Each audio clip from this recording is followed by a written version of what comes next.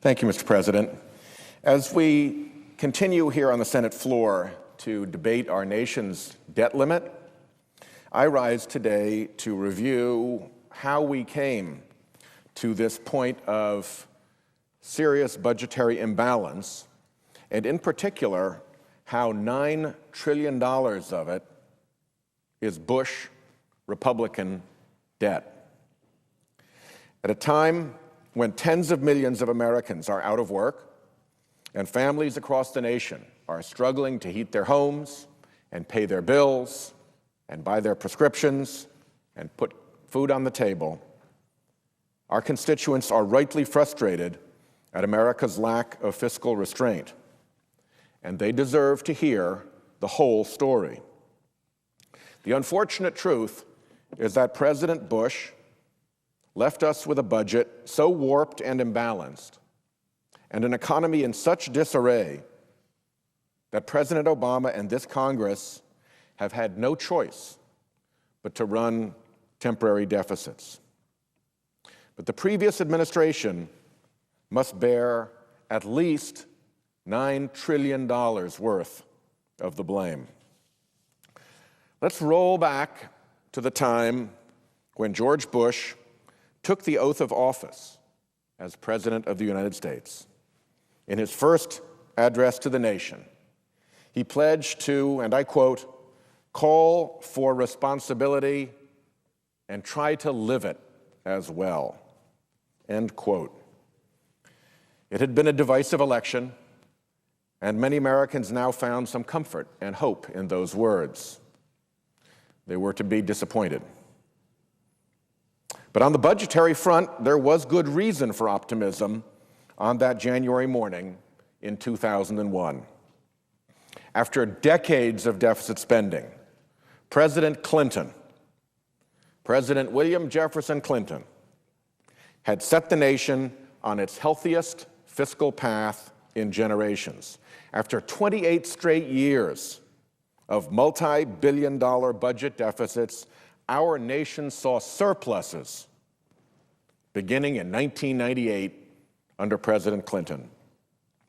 In President Clinton's last full year in office, we saw the largest budget surplus in our nation's history, a budget surplus of $236 billion under President Clinton.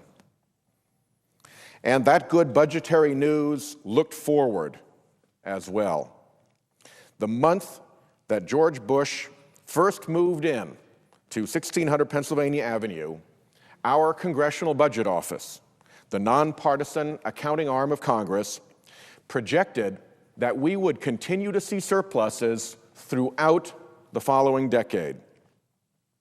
Those budget surpluses, the product of responsible governing, some might even say fiscally conservative governing, were projected to be enough to completely wipe out our national debt by 2009. That was the picture we looked forward to when George Bush took office in 2001. Predictions by the Congressional Budget Office that our national debt would be zero by 2009. Indeed, there is actually debate in academic circles about whether a debt-free America was a good idea or not. That discussion seems rather bitter now. In other words, at that time, the hard work had been done. The nation was on a strong financial course, and if President Bush had just stayed that course of fiscal responsibility, he could have been the first president since Andrew Jackson in 1836 to govern a debt-free United States of America. If President Bush had chosen the responsible path, we would be having a very different debate today. Of course, President Bush and the Republicans who govern Congress did not choose the responsible path. This chart illustrates the difference between the surpluses that George Bush inherited and the deficits that he created. This top line, at the top of the red, that top line shows the CBO budget outlook that I have just described, that was projected by CBO in January of 2001, climbing with increased surpluses over the years to come.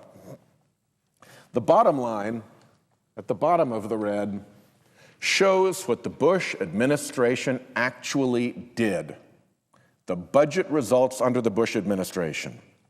The difference between the anticipated path President Clinton left this country on and what President Bush actually did is this.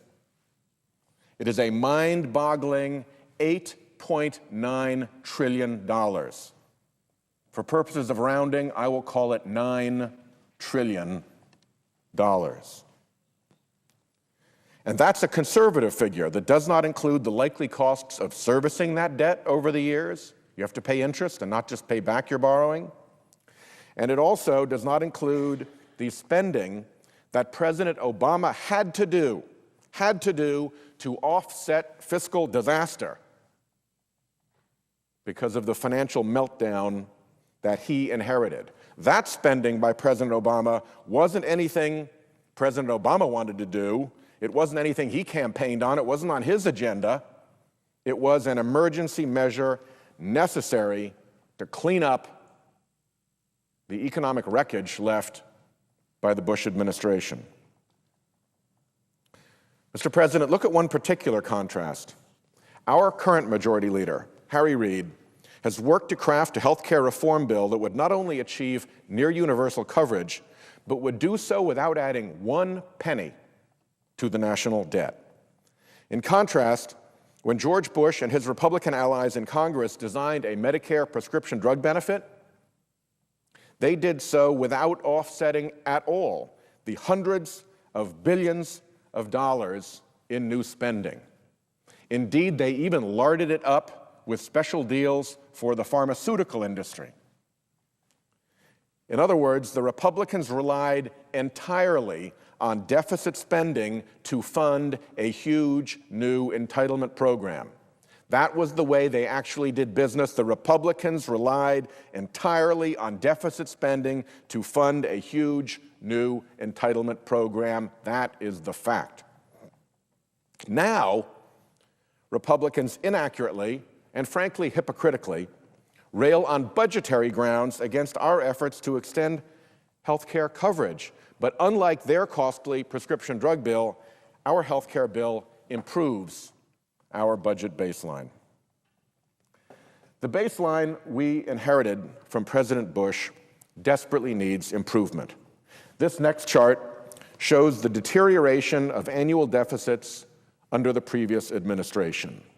The facts are plain. George Bush vastly increased spending while cutting tax revenues. The structural deficit that he built in and left to President Obama simply cannot be sustained. But how soon our friends on the other side of the aisle forget. In fact, as this next chart shows, the national debt limit had to be increased 7 times, while George Bush was president. President Bush inherited from President Clinton a $5.95 trillion national debt limit. And by the time he left office, his reckless spending and his tax policies favoring the rich at the expense of working Americans necessitated a debt limit almost twice as high, at $11.52 trillion. We should not take lightly the borrowing expansion that we are now forced to pursue to help recover from the Bush economic meltdown. But we should also not forget how it is that we ended up in this position. Each borrowed dollar, borrowed under the Bush administration, involves a debt service cost, and the Republican explosion of debt between 2001 and 2009 now makes everything we do, from running the government to stimulating the economy, more expensive. Balancing our budget is a priority at which Democrats have succeeded in the past. It is one of the legacies of President Clinton. And I am confident that Democrats will succeed at it again. because we believe in responsible governance. But now is not the time to play games with our nation's finances and put essential programs on which families depend at risk. In the worst economic recession since the Great Depression, the analogy between family budgets and the federal budget is a false one. If the federal government contracted its spending, shrunk its spending, at the time when states, municipalities, companies, and families are all shrinking and constraining their spending, it would further shrink the economy. It would worsen the recession. It would make things worse for American families, period. Saying anything else is simply false. Unemployment hovers around 10% nationwide, and even higher in hard-hit places like my home state of Rhode Island. And economic recovery, first, must remain our top national priority. Indeed, we need to do even more to put Americans back to work. The increased borrowing power that we are now considering will give us the flexibility to enact new job-creating legislation. Let me make one point very clear. Upfront commitment of resources to creating jobs need not add to our nation's long-term liabilities. Let me give you some examples.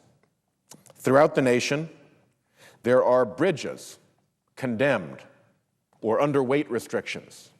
We have bridges in Rhode Island that are condemned or underweight restrictions.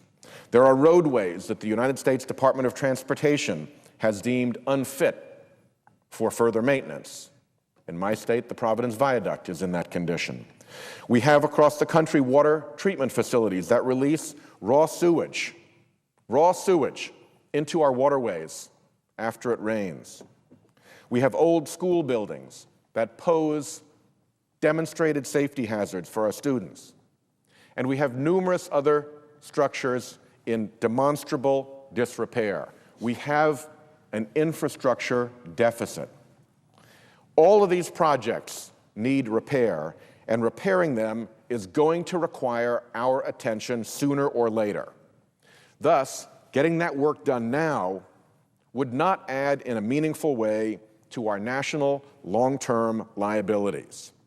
We have to rebuild this failed infrastructure. We're not going to let those bridges fall into the rivers. Why not do it now when we need the jobs?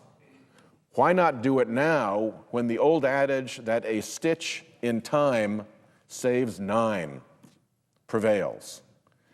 Every American understands, whether they're working on their car or making repairs on their house, that when you get after maintenance earlier, the cost is always lower.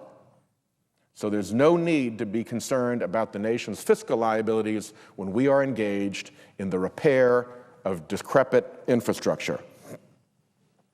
A vote to increase the debt limit should be taken in proper context. When he was sworn in, President Obama faced the twin evils of a deep recession, a recession that for many American workers is as bad as the Great Depression. And he faced the $9 trillion Bush debt, run up in a time when things were fine. It was fair weather spending, fair weather debt. Our top priority now must be to continue working on job creation until our economic prosperity is restored, until we have recovered from this great recession.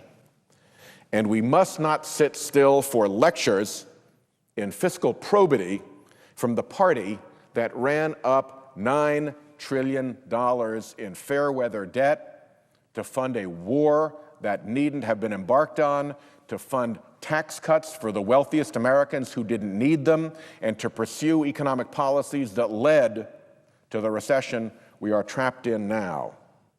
Those policies lit the fires that President Obama still is fighting to put out. I thank the President, and I yield the floor.